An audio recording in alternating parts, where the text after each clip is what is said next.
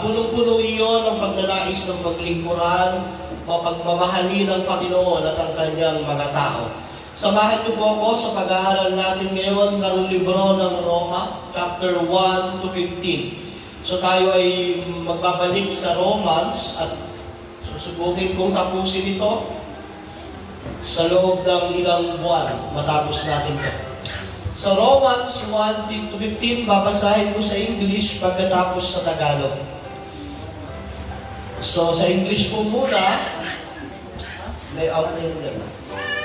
Paul, a servant of Christ Jesus, called to be an apostle, set apart for the gospel of God, which is He promised beforehand through His prophets in the Holy Scriptures, concerning His Son, who was descended from David according to the flesh, and was declared to be the Son of God in power, according to the Spirit of holiness, by His resurrection from the dead, Jesus Christ our Lord, through whom we have received grace and apostleship to bring about the obedience of faith, for the sake of His name among all the nations, including you who are called to belong to Jesus Christ, to all those in Rome who are loved by God and called to be saints. Grace to you and peace from God, our Father, and the Lord Jesus Christ. So verse 8, first, I thank my God through Jesus Christ for all of you, because your faith is proclaimed in all the world. For God is my witness, whom I serve with my spirit in the gospel of His Son, that without ceasing I mention you, always in my prayers, asking that somehow by God's will I may now at last succeed in coming to you. For I long to see you, that I may impart to you some spiritual gift to strengthen you. That is, that we may be mutually encouraged by each other faith, both yours and mine. I do not want you to be unaware, brothers, that I have often intended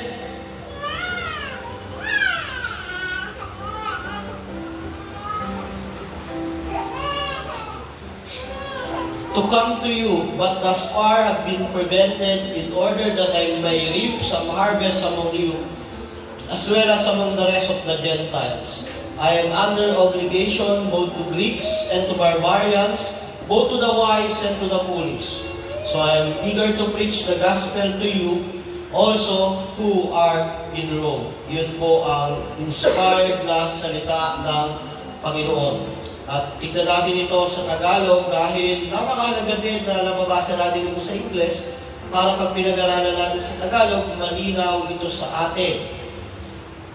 Sabi po dito sa Roma chapter 1 verse 15, mula kay Pablo na isang lingkod ni Kristo Jesus, tinawag upang maging apostol, hinirang upang mangaral ng magandang balita ng Diyos. Ang magandang balitang ito na ipinangako noong una paman ay sa pamamagitan ng mga propeta at sinasabi sa mga banal na kasulatan, ay tungkol sa kanyang anak, ating Panginoong Jesucristo. Tungkol sa kanyang pagiging tao, siya'y pinanganak mula sa lahi ni David. Subalit tungkol sa kanyang pagka-Diyos, pinatunayan ng banal na Espiritu na siya ay anak ng Diyos sa pamamagitan ng isang makapangyarihang gawa, ang kanyang muling pagkabuhay. Sa pamamagitan niya, tinanggap namin mula sa Diyos ang kaloob na maging apostol alang-alang kay Kristo, upang ang mga Hentil ay akayin sa pagsunod na naaayon sa pananampalataya. Kayo'y kabilang sa mga tinawag na maging tagasunod ni Jesucristo. Sa inyong lahat na nasa Roma, mga minamahal ng Diyos at tinawag upang maging banal, sumay minawa ang pagpapala at kapayapaang mula sa Diyos na ating Ama at sa Panginoong Jesucristo. Una sa lahat, nagpapasalamat ako sa aking Diyos sa pamamagitan ni Jesucristo. Dahil sa inyong lahat, sapagkat ang inyong pananampalataya ay balitang-balita sa buong daigdig. Saksi ko ang Diyos na pinaglilingkuran ko ng buong puso sa pamamagitan ng aking pangangaral ng magandang balita tungkol sa kanyang anak. Na lagi ko kayong idinadalangin, lagi kong inihiling na loobin nawa ng Diyos na sa wakas matuloy din ang pagpunta ko riyan. Nananabik akong makita kayo upang mamahagi sa inyo ng mga kaloob ng Espiritu sa ikakatatag ninyo. Ang ibig kong sabihin, upang magkatulungan tayo sa ikalalakas ng bawat isa sa atin sa pamamagitan ng ating pananalig sa Diyos. Mga kapatid, nais kong malaman ninyo na ilang ulit ko lang binalak na pumunta riyan, ngunit laging may nagiging hadlang. Wala ko ba yung sa monitor? Anong title? Sa labas. Mga kapatid, nais kong malaman ninyo na ilang ulit ko lang binalak na pupunta riyan, ngunit laging may nagiging hadlang. Nais ko rin makahikayat diyan ng mga sasampalataya kay Kristo tulad ng nagawa ko na sa ibang mga hentil. May pananagutan ako sa lahat ng mga tao, sa mga sibilisado man o hindi, sa marurunong at sa mga mangmang. Kaya nga, nais ko rin ipangaral diyan sa Roma ang magandang balita. Salamat po sa pagkabasa ng banal na salita ng Diyos. Ang hindi nagbabagong salita ng Diyos, ang God-breathed o yung hininga ng Diyos ang ating binasa sa libro ng Roma. So, tignan muna natin yung background ng libro ng Roma. Ang Roma ay, ang mayakda nito ng libro ng Roma ay ang Apostol Pablo. Sa kanyang ikalawang missionary journey sa Corinto, siya ay nag-stay ng 1.5 taon. Mababasa natin yan sa Gawa chapter 18-11. Nung nasa Corinto siya, sabi ng mga scholar, sa loob ng 1.5 taon, nag-stay siya roon, at nasa Bible yun, Gawa 18-11, at doon niya nagsulat yung libro ng Roma. Bagamat si Pablo, ang author neto, hindi siya ang aktual na sumulat neto.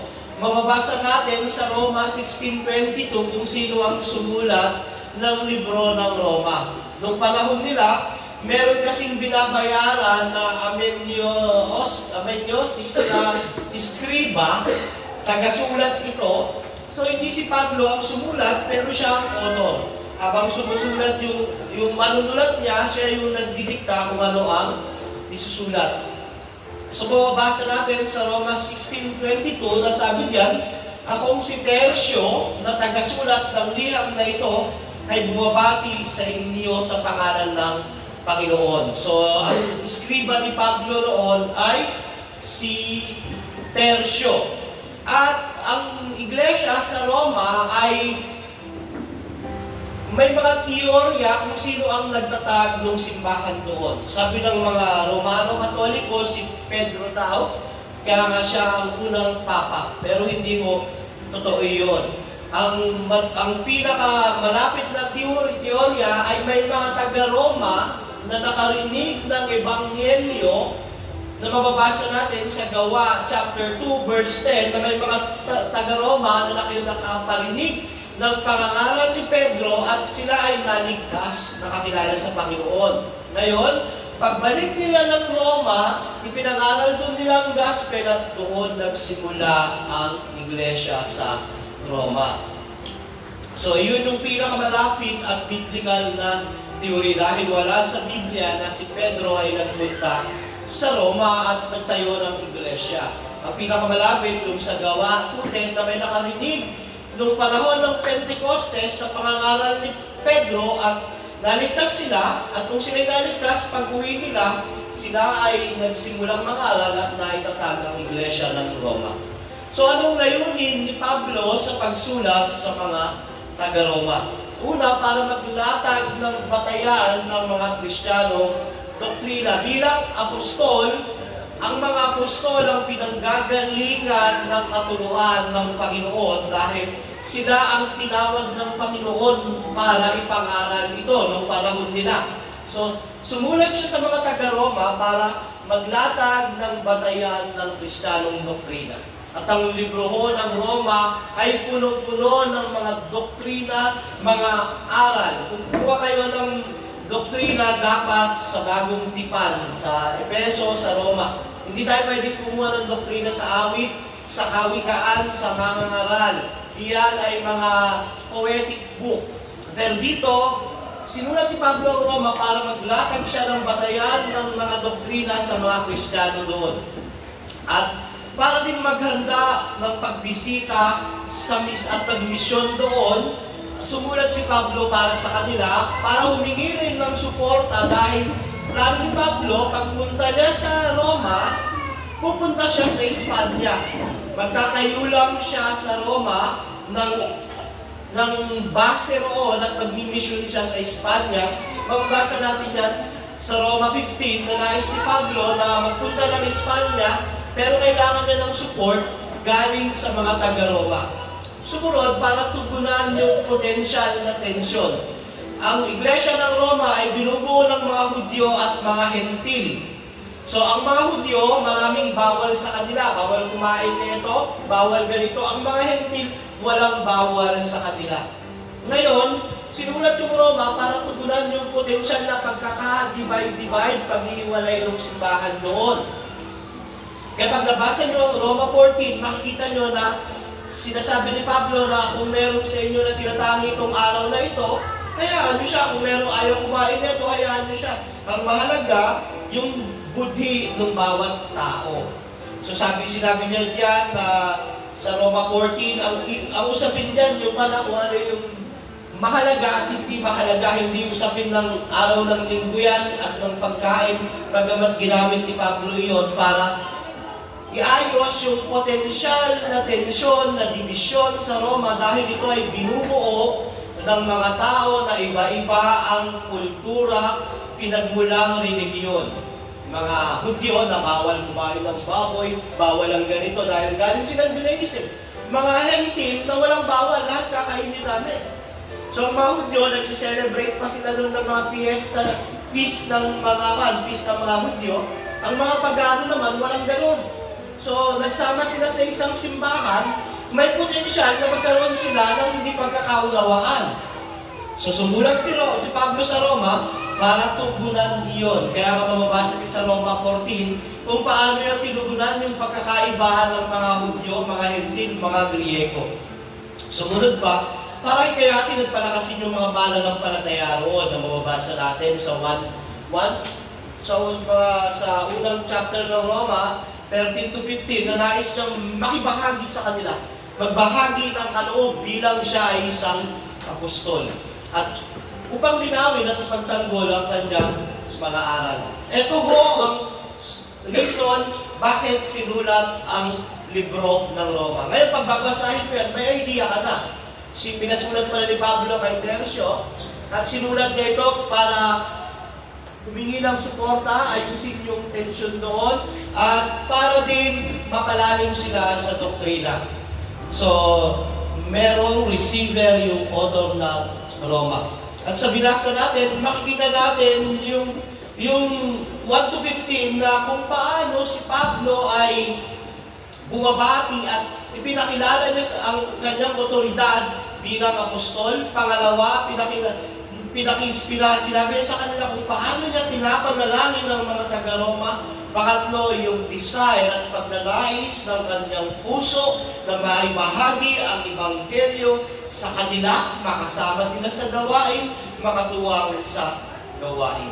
So, makikita natin sa unang bahagi ng Roma 1 to 15, ang puso ng isang lingkod ng Diyos. At yun ho ang ating title ngayong umaga.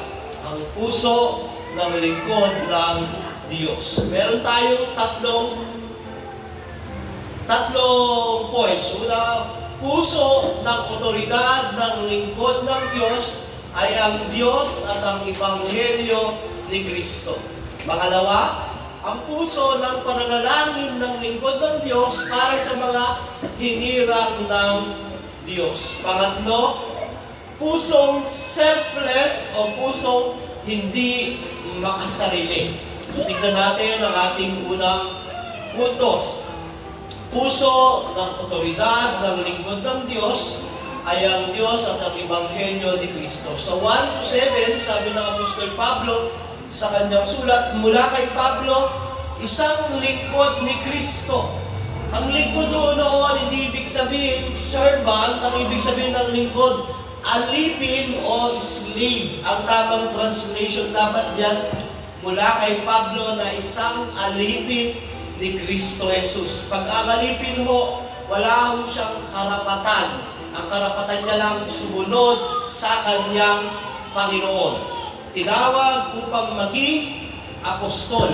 So tinawag si Pablo para maging apostol, at ang apostolo ay pundasyon ng church. Pag nagpatayo ka ba ng bahay, may pundasyon na, gagawa ulit ng pundasyon, hindi na. Kaya ang mga apostol noon, yun lang ang apostol, wala na hong apostol ngayon. Hinirang, so pagkatawag ka, bakit siya hinirang? Bakit siya pinili? Para umupo lang ba sa church? Para ba magpa-selfie-selfie lang? Mag-relax lang? Hindi. Hinirang upang mangaral ng magandang balita ng Diyos. Kung merong isang reason, bakit ka naligtas? Bakit ka sumasamba kay Kristo? Bakit ka sumna kay Kristo? Dahil sa magandang balita ng Diyos. At ang magandang balita ito ay pinangako niya noong una pa man sa pamamagitan ng mga propeta at sinasabi sa mga banal na kasulatan. So, ipinangako noong una ang magandang balita, hindi ito bagong gospel ngayon. Old gospel to, lumang magandang balita na ito.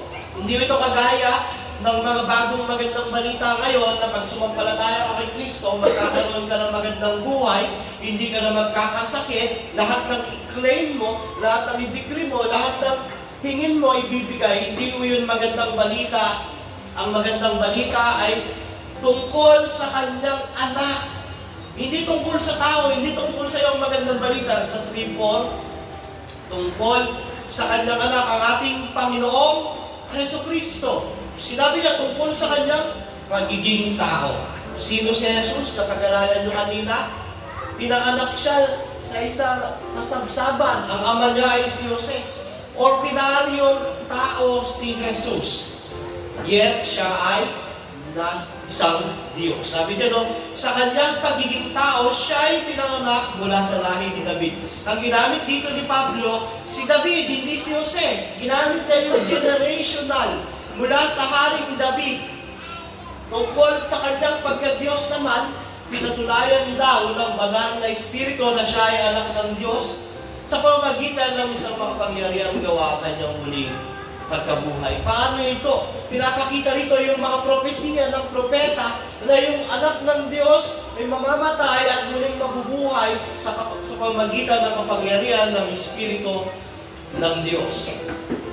At sa pamamagitan niya, ng Diyos, ng Panginoong Jesucristo, ng Espiritu Santo, sa pamamagitan niya, tinanggap namin mula sa Diyos ang kaloob na maging apostol alang-alang kay Kristo.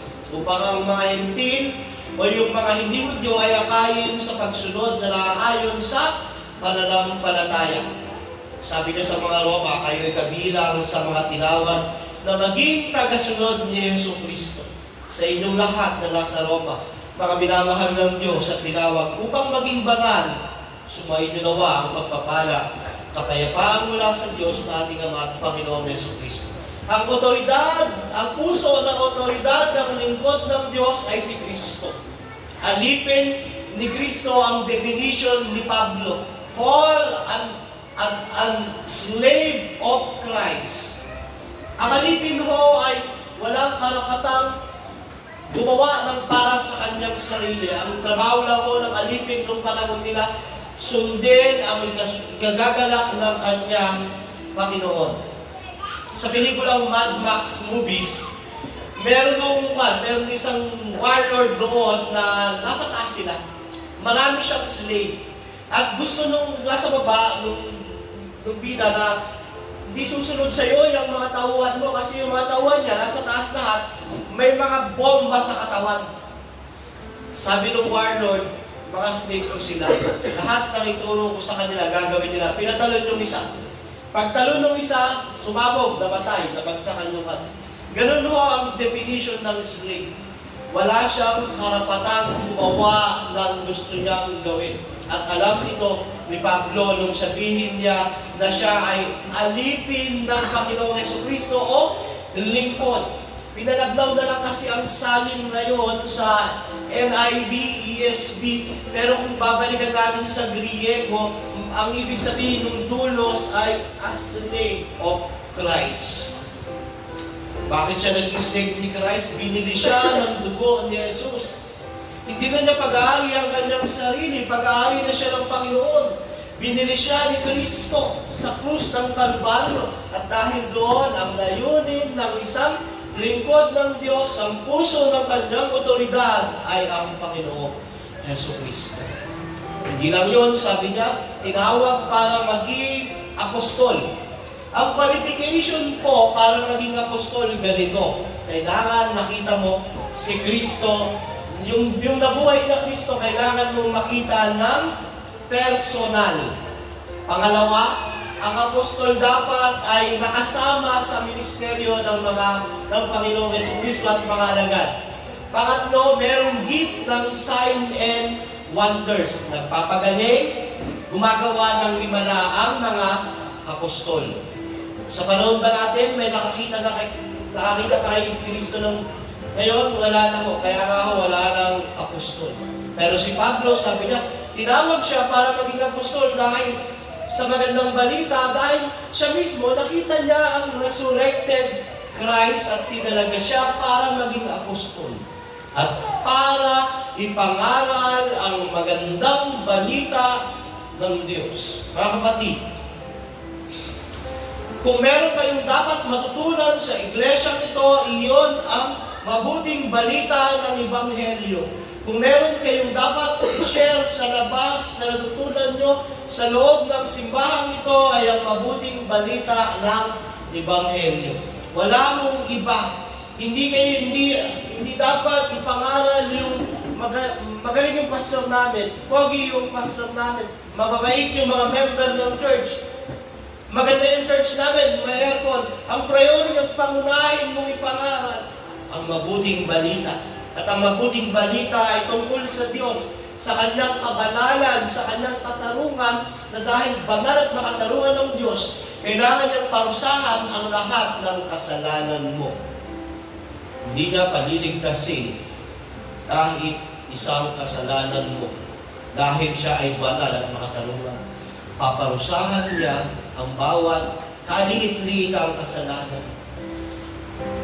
At ang tao ay makasalanan. Dahil siya ay makasalanan, siya ay nakatakda na parusahan ng Diyos. Yun ang tama. Ang gagawin ng makatarungan, banal na Diyos sa taong makasalanan ay parusahan sa dagat-dagatang apoy ng impyerno. Pero ginawa ng Diyos na ito, binigay niya ang kanyang anak para maisakatuparan ng kanyang pag-ibig at biyaya. Sa pamagitan ng kanyang anak, naging tao ang kanyang anak para ang sasampalataya ay mapatawad sa kanilang kasalanan dahil binayaran niya ito sa krus ng Kalbaryo. Yun ang gospel. Ang Diyos na banal at makatarungan ng taong makasalanan na walang pag-asa. At si Jesucristo, natatanging Diyos at nagkatawang tao, na siyang pag-asa para sa kaligtasan nating mga makasalanan.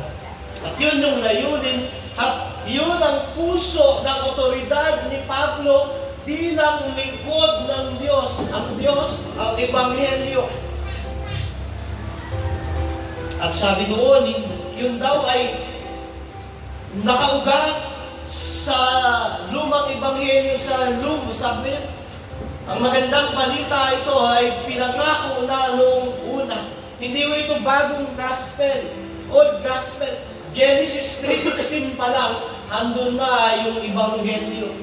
Ganun ho, katagal ang pinapangaral ng iglesia, ng mga apostol, natin sa iglesia nito. Genesis 3:15 pa lang tungkol kay Kristo. Ngayon, bihira na sa church siya. Ang gusto nang ipangaral ng mga pastor, ang gusto marinig ng mga unbeliever na member ng church, pagpapalain naman ng Panginoon. Yung kasakit ko gagaling, magiging maayos ang pamilya namin, yung mga anak namin magiging mabait. Moral gospel, social gospel, prosperity gospel. Pero hindi ho yun ang gospel na tinutukoy ni Pablo. Ang gospel daw na tinutukoy ni Apostol Pablo ay tungkol sa kanyang anak, sa pagiging tao nito. Mula ito kay David na siya ay totoong naging tao, yung pinangako ng Diyos na magliligtas sa taong makasalanan ay isang tunay na tao. At sa kanyang pagiging Diyos, siya ay nabuhay na muli para patunayan na pagtagumpayan niya na ang kasalanan at kamatayan. Di ba? Ang kabayaran ng kasalanan ay kamatayan. Dahil nabuhay muli si Jesus, ipinakita roon na napagtagumpayan niya na ang kasalanan dahil sa kanyang muling pagkabuhay. Ang tao na sumasampalataya kay Kristo, mamamatay siya, ngunit siya'y muling bubuhay, katibayan ng pagtatagumpay ni Kristo sa kasalanan. Kaya nga po, ang puso ng otoridad ng lingkod ng Diyos ay ang Diyos, ang Panginoong Jesucristo, ang Banal na Espiritu Santo at ang Ebanghelyo. Wala na ho.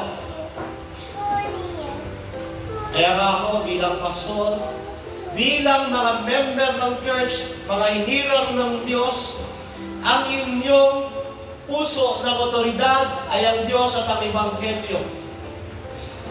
Kung hindi Ebanghelyo, pwede naman pag-usapan, pero hindi yan ang pinakamahalagang dapat pag-usapan. Sa iglesia, may isang sentro. Ang Diyos, which is ang Triune God, Father, Son, Holy Spirit, at ang Ebanghelyo ng Panginoon. So, ang point natin, bilang mga taong sumasampalataya, nasa rin po. Bilang mga taong sumasampalataya kay Jesus, kagaya tayo ni Pablo, pero hindi tayo apostol, mga kapatid, paalala lang, wala nang magiging apostol, wala nang magiging propeta dahil tapos na ang pundasyon. Ang natitira na lang ay ang mga pastor, mga ngaral, evangelista at mga guro. So, kagaya ng mga taong, bilang mga taong sumasampalataya kay Jesus, kagaya tayo ni Pablo, hindi tayo isang apostol, pero tayo ay alipin ni Kristo na tinatawag para ipangaral ang Ebanghelyo. Wala akong iba. Tayo ay mga aliping tinatawag para ipangaral ang Ebanghelyo ng Panginoong Jesucristo. Kaya I assume lahat ng member ng church, malinaw ang Ebanghelyo. Lahat na dadalo rito, aasahan nyo. Bakit kayo andito? Hindi sa feeding, hindi sa kung ano-ano man, kundi para maunawaan ang Ebanghelyo ng Panginoong Jesucristo. So ang challenge, i-share natin ang gospel na mababasa natin sa Roma 1:16-17. Sabi ni Pablo, hindi ko ikinakahiya ang magandang balita sapagkat ito ang kapangyarihan ng Diyos para sa kaligtasan. Kung ayaw niyong papahamak sa dagat-dagatang impyerno ang mga magulang niyo, mga kapatid niyo, mga anak niyo, mga mahal niyo sa buhay, panalangin niyo sila at i-share ang gospel. Pinalangin natin kung sino tayo kay Kristo, ano ang ating layunin, ano ang puso ng ating otoridad. Pag ikaw ay na kay Kristo, meron kang otoridad, pero ang otoridad mo na kay Kristo at sa Ebanghelyo. Mga kapatid, panawagan iyan. Pangalawa, ang puso ng pananalangin para sa mga hinirang ng Diyos. Una, ang puso ng otoridad ng Apostol Pablo ay ang Diyos at ang Ebanghelyo. Pangalawa, ang puso niya ay puno ng pananalangin para sa mga hinirang ng Diyos. Puno ng pananalangin para sa mga hinirang ng Diyos. Pag sinabing hinirang, para sa lahat ng mananampalataya, sasampalataya, lahat ng tao na hinirang ng Diyos. Una sa lahat, sabi sa verse 8, nagpapasalamat ako sa aking Diyos sa pamamagitan ni Jesucristo. Dahil sa inyong lahat, sapagkat ang inyong pananampalataya ay balitang-balita sa buong daigdig. Saksi ko ang Diyos na pinaglilingkuran ko ng buong puso sa pamamagitan ng aking pangaral ng magandang balita tungkol sa kanyang anak. na lagi ko kayong dinadalangin. Lagi kong inihiling nawa, naloobin nawa ng Diyos na sa wakas matuloy din ang pagpunta ko riyan. Ang puso ng isang apostol ay puno ng pananalangin. Pananalangin ang pagpapasalamat sa Diyos. Basta yung una sa lahat, nagpapasalamat ako sa Diyos. Definitely, hindi Arminian ang Apostol Pablo kasi hindi niya sinabi na una, nagpapasalamat ako sa mga taga-Roma. Maraming tao ngayon, ninuulang pasalamatan ng tao bago ang Diyos. Salamat sa iyo kapatid, salamat sa amin, Pastor. Hindi, salamat sa Diyos. So una sa lahat, sabi ni Pablo, nagpapasalamat ako sa aking Diyos sa pamamagitan ni Jesucristo, yung Diyos at si Kristo. Ang teolohiya ng panalangin ni Pablo ay laging mapagpasalamat sa Diyos. At biyaya ko yun para sa isang Kristiyano. Malalaman mo, ang isang tunay na Kristiyano, ang una niyang pinapasalamatan palagi ang Diyos. Hindi ang tao, hindi yung mga nasa paligid niya, ang Diyos. Kasi ang isang totoong Kristiyano, wala siyang intensyon na i-please ang tao kung ito ay mangunguna sa Diyos. So, ang isang totoong Kristiyano ay nagpapasalamat sa Diyos, kagaya ni Pablo. Saka marami dapat ipagpasalamat sa Diyos. Yung buhay natin, yung ating kalusugan, kalakasan, yung pagkain sa araw-araw. Kung titignan lang natin yung mga pangit na bagay, nakakalimutan natin magpasalamat sa Diyos. Kaya maraming tao ang tumatalikod sa Diyos, lumalayo sa Diyos dahil hindi sila mapagpasalamat. Nakakalimutan nila na ang lahat ng meron sila ay galing sa Diyos. Di ba? Sabi nga ni Pablo sa Timoteo, dumating ka sa mundo ito, wala kang dala. Aalis ka sa mundo ito, wala kang dala. Anong ipagyayabang mo? Wala. Kaya ang mararapat, magpasalamat ka lang palagi sa Diyos. Ano man ang iyong kalagayan. Maraming tao, pag dumating yung mabigat na pagsubok, problema, nawalan ng pera, maraming pagsubok, maraming problema, nakakalimutan, marami pa rin dapat ipagpasalamat sa Diyos. So, naman ang kalagayan sa sitwasyon ay hindi mahalaga sa isang Kristiyano. Ang mahalaga, alam niyang magpasalamat sa Diyos. Kagaya ni Pablo, sinusulat niya ito ng pagbati at ang puso niya ay punong-puno ng pananalangin ng pagpapasalamat sa Diyos. At sumunod, sabi niya, dahil sa inyong lahat, sapagkat ang inyong pananampalataya ay balitang-balita sa daigdig. Sabi ni Pablo, nagpapasalamat si Pablo sa Diyos dahil sa mga taga-Roma. Hindi siya nagpapasalamat sa mga taga-Roma dahil sila ay sumasampalataya sa Diyos. Nagpapasalamat siya sa Diyos dahil yung mga taga-Roma ay sumasampalataya sa Diyos. Pamilyar kayo sa ganung logic. Naligtas ako kasi tinanggap ko si Jesus. O kumilos si Jesus kaya ako naligtas. Parang ganun lang yan. Makikita natin dito, hindi na inumpisahang pasalamatan ng mga taga-Roma dahil sa pananampalataya nila sa Diyos. Kundi pinasalamatan niya ang Diyos dahil pinagkalooban niya ng pananampalataya ang mga taga-Roma para sumampalataya sa Diyos.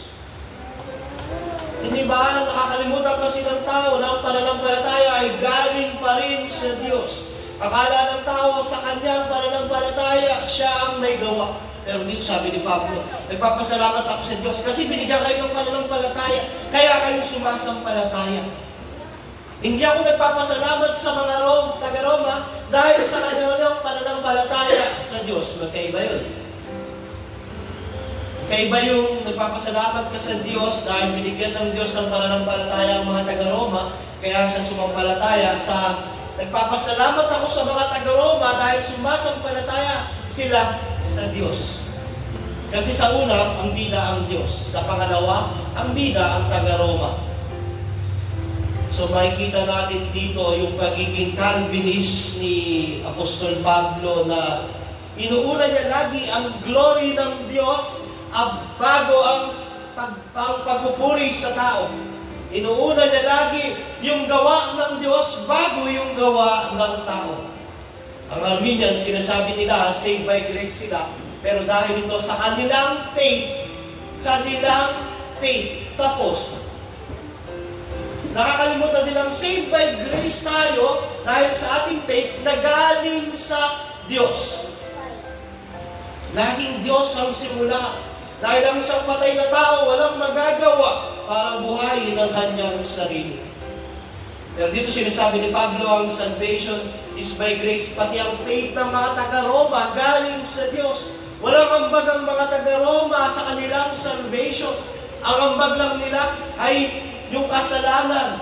At ang gawa ng Diyos sa kanila ay nagbunga ng mabubuting gawa, sabi diyan, sapagkat ang inyong pananampalataya ay balitang-balita sa buong daigdig. Wala akong Facebook noon, walang Twitter, walang YouTube. Pero balitang-balita yung pananampalataya ng mga taga-Roma. Kumusta yung pananampalataya natin? Balitang-balita ba? O balitang-balita, ang galing naman nung mag-TikTok. Baka ang nababalitaan sa atin, hindi yung pananampalataya natin kay Kristo. Ang nababalitaan sa atin, yung galing natin sa pagla-live sa TikTok. Baka ang nababalitaan sa atin, yung kasipagan natin sa trabaho. Yung galing natin skill. Pero yung pananampalataya natin sa Diyos, walang nakakabalita. Pagdating lang ng linggo. Pero pagdating ng Lunes at Sabado, iba ang balita tungkol sa atin. Pero sabi ni Pablo, yung mga taga-Roma, balitang-balita ang pananampalataya nila sa buong daigdig. Alam ba ng mga kamag-anak nyo na Christian ka?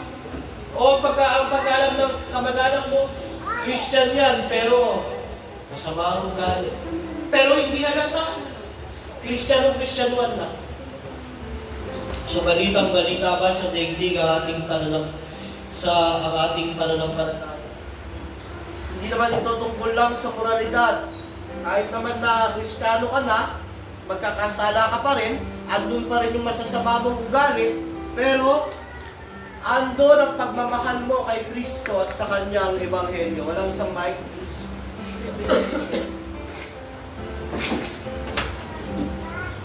Yan yung malit, no? Parang nagmamalayo ako tapos biglang may tip-portion para magalang mo muna. Pero dalawa naman yung mic namin susunod. Hindi, yung ano yan, yung adapter, no ba? Hello.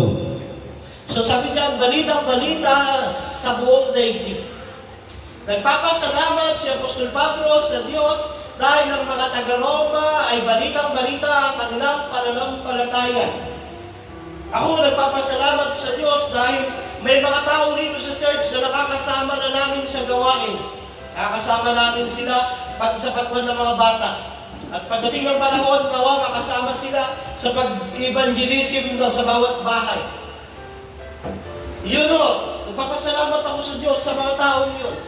Pero may time pinapasalamatan ko yung tao, pero una kong pinapasalamatan ng Diyos dahil hindi naman niya gagawin yun kung hindi kikilos ang Diyos sa kanyang puso.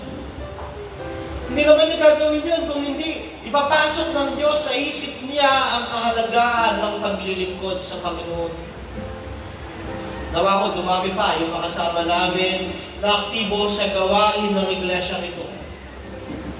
Sa pag-aalaga ng mga bata, sa pananalangin, sa mga gagawain natin na nagpapalago sa iglesia. At nang sa ganun, gusto rin natin kahit paano ang iglesia ito makilala sa ating pananampalataya na galing sa Diyos.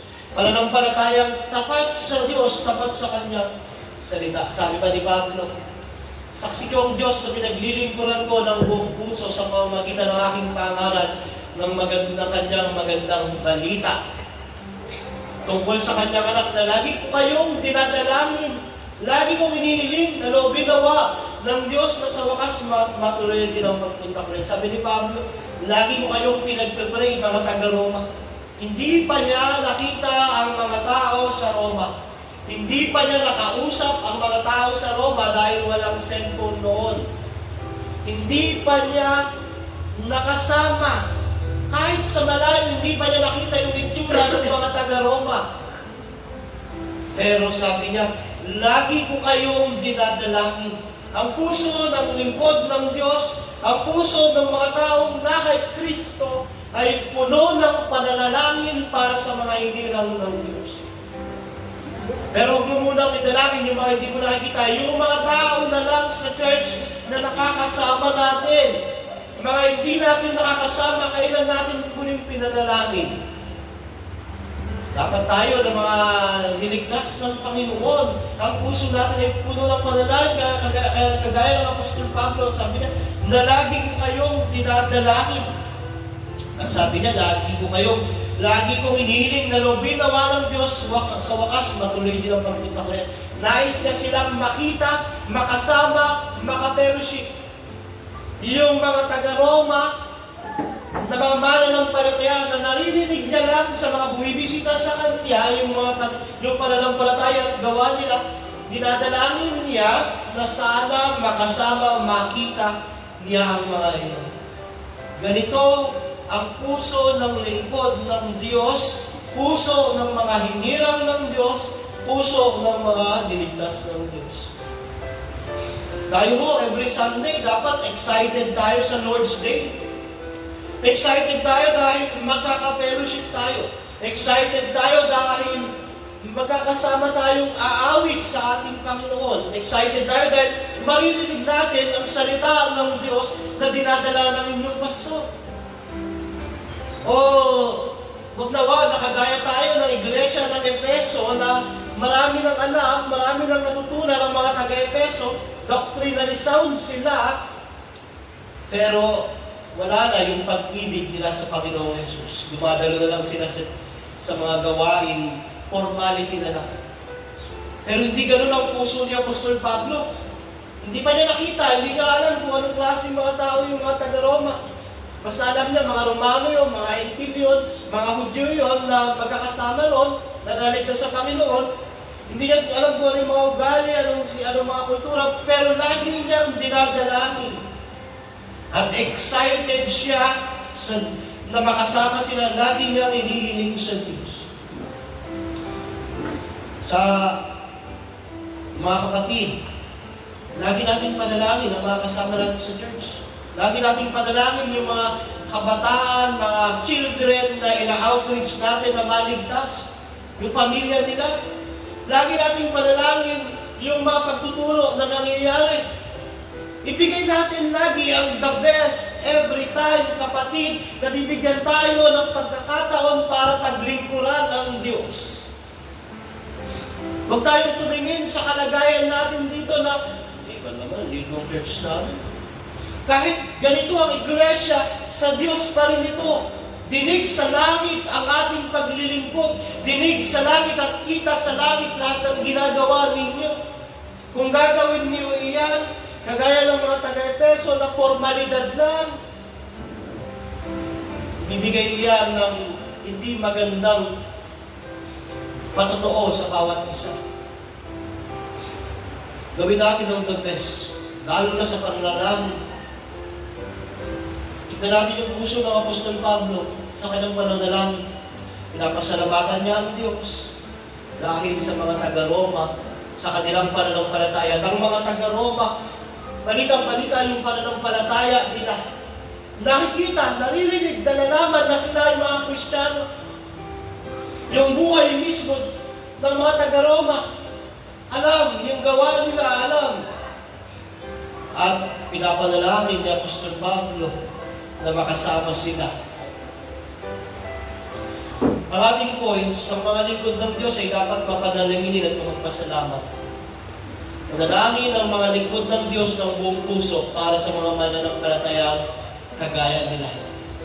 Ang challenge, manalangin tayo ng may pasasalamat sa Diyos. Manalangin natin yung bawat isa. Manabig tayo na makasama ang bawat isa. Every Lord's Day, malabik tayo, meron tayong invite. Malabik tayo, kasama natin yung buong pamilya natin sa loob ng church.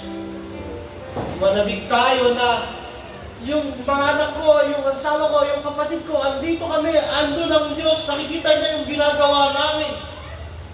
Alam niya kung paano ko siya kamahal. Alam niya yung puso ko sa aking paglilingkod sa Kanya. Bakit ganun ang mindset natin? Hindi yung, iba naman yan, linggo na naman, magsisimba na naman ako. Iba naman yan. Sige na, magsisimba pa rin ako kasi masarap naman yung tanghalian. Isimba na nga lang. Pero kung hindi mo lang ako mag-ayos, okay lang naman rin. Dapat hindi ganun, walang ganun. Dapat, kahit magdadala ako, kahit kamatis lang, ang mahalaga, andun si Lord. Ang mahalaga, makakasama ko yung mga kapatid ko, kahit wala akong dala. Ang mahalaga yung fellowship namin, ang mahalaga yung pagsamba namin, dahil kapwa kami, mga niligtas ng aming Diyos, ng aming Panginoon. Saka mahirap po mga kapatid na ma-miss ang Sunday worship, ang Lord's Day, kung ikaw ay totoong Kristiyano. Pag hindi ka Kristiyano, walang problema, ma-miss mo. Wala kasi sa'yo si Kristo eh. Understand yun. Pag hindi ka mananampalataya, wala ka kay Kristo, bali wala sa'yo ang Lord's Day. Alam niyo, ako bago ako naligtas, wala akong pakialam sa linggo. Ang gusto ko lang noon, kaya pag bago ang damit, magsisimba ako. Pag may magandang chicks, magsisimba ako. Pero wala sa puso ko ang Panginoong Jesus. Pero ang mga nakay Kristo, mga kapatid, kung ikaw hindi makasamba, napakabigat sa damdamin niyan, sa konsensya, sa puso, sa espiritu. Kaya yung mga namimiss ang pagsamba, encourage nyo sila, i-share nyo muli ang gospel. So, mga lingkod ng Diyos ay magpanalanginin. Pangatlo at uling points. Yan, tapos tayo. Pusong selfless, hindi makasarili ang puso ng Apostol Pablo at ganoon din ang mga lingkod ng Diyos.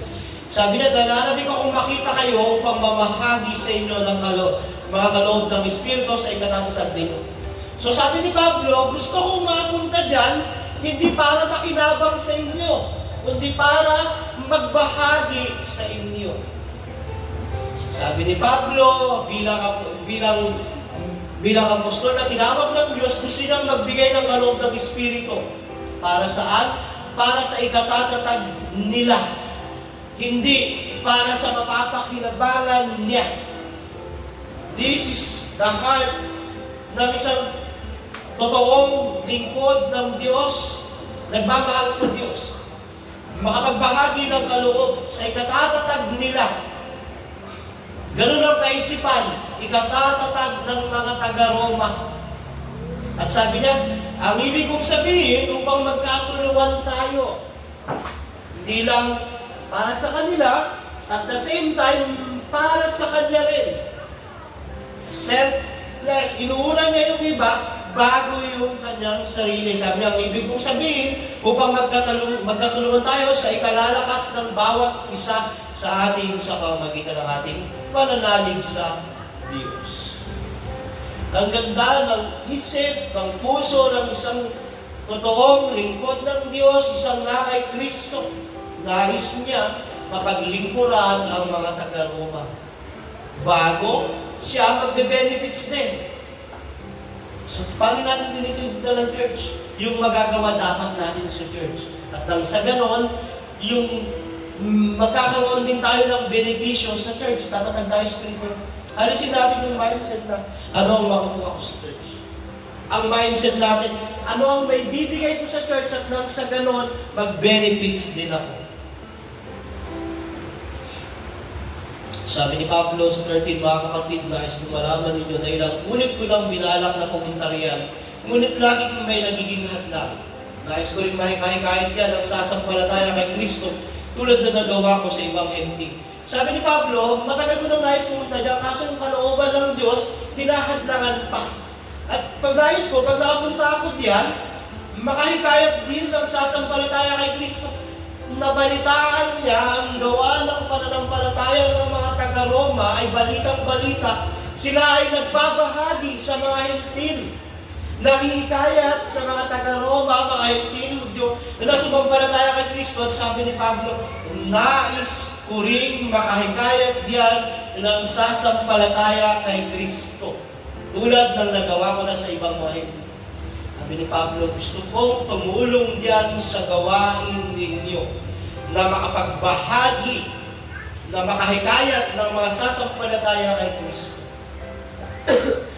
Tayo ho, mga kapatid, gaano kalalim ang desire natin na makapagbahagi ng salita ng Diyos?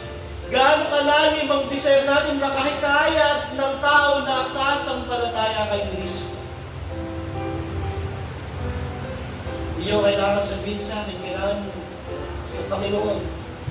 Sabi nga naman, ang gusto, maraming paraan, pag-ayaw, maraming dahilan. Pero dito si Pablo, hindi niya ginagamit yung dahilan na hindi kasi busy ako dito sa Corinto, mga kapatid. Wala akong magagawa dyan. Hindi, sabi niya, nais kong makain, pero ang sabi niya, naging hadlang, may bagay hadlang pa rin, maraming naging hadlang. Ibig sabihin, hindi pa kalooban ng Panginoon.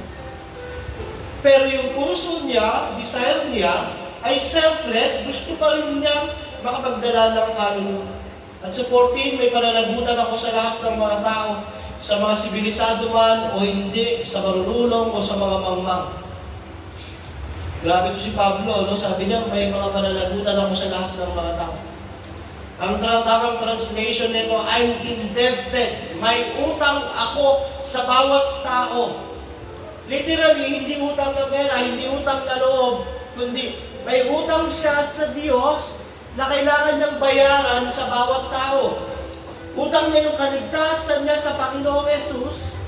Utang niya yung biyaya na tinatanggap niya sa Panginoong Yesus. At gusto niyang bayaran niyon sa pamamagitan ng mga tao na maihikayat niya kay Kristo. Sabi niya, may pananagutan ako sa lahat ng mga tao. Sa mga sibilisado man o hindi, sa marurunong man at sa mga mangmang, sa lahat ng tao. Kahit Romano pa yan, Hentil yan, Griego yan, Pagano yan, sabi ni Pablo, may utang ako sa kanila at mababayaran ko lang yun pag sinyer ko yung gospel sa kanila. At ang yung utang na yun, hindi sa kanila talaga. Utang ko kay Kristo yun dahil si Pablo ang dati niyang buhay, persecutor ng mga Kristiyano. Pinapatay niya yung mga Kristiyano. Pero ngayon, sabi niya, may utang ako sa inyo. At mababayaran ko lang yun pag ipinangaral ko ang magandang balita. Kaya nga sa 15, sabi niya, kaya nga, nais kong ipangaral diyan sa Roma ang magandang balita. Pusong selfless. Ang kulturo kasi natin ngayon ay selfish, makasarili. Kaya nga gusto ngayon, selfie tayo, selfie. Ang kulturo ng mundo ngayon ay self-protecting. Makasarili. Pero ang biblical culture ay selfless. Kailan natin uling inuna ang iba ng higit sa atin. So nakikita natin yung pagnanais ni Pablo na makapagbahagi ng kaloob bilang apostol ni Kristo para palakasin ang church, patatagin ang church, patatagin ang mga kasama sa Roma. Tayo mga kapatid, every time mo na may nakikita ako na nakakasama sa gawain, every time na meron ako nakikita nagmamature ang pananampalataya sa church na tumatatag. Nagkakaroon ako ng encouragement, nagbibigay katatagan sa akin. Pero every time na may nakikita ako na tumatalikod, nagbabackslide, namumuhay pa rin sa makabundot, makasalanang dating buhay, ako ay nalulungkot, nadi-discourage. Kaya nga ako, alalahanin niyo mga kapatid, ang iglesia ay isang katawan. Katawan ng Panginoong Yesus. Kung ikaw ay member at nagbabalik ka sa dating buhay, hindi ka nagpapagamit sa Panginoon, hindi ka nakakatulong para sa pagpapatatag ng katawan ng Panginoon. Dapat, kagaya ni Apostol Pablo, nais niyang magbahagi sa kanila. Alam niyo, spiritual na kaloob yun, ba? Nakikita mo sa kapatid ay nagpapagamit sa Panginoon. Yung spiritual na kaloob niya, pinapagamit na sa iba, nagbibigay ng katatagan sa bawat isa yun.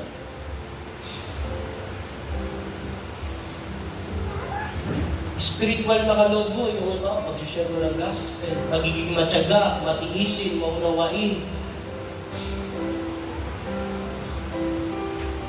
Saka sabi ni Pablo, ang ibig ko sabihin, upang makipagtulungan, nais niyang pakikipagtulungan sa gawain sa mga taong hindi pa niya nakita, hindi niya pa nakasama, hindi niya kilala, pero ang puso ni Pablo, hindi makasarili, gusto niya silang makipagtulungan.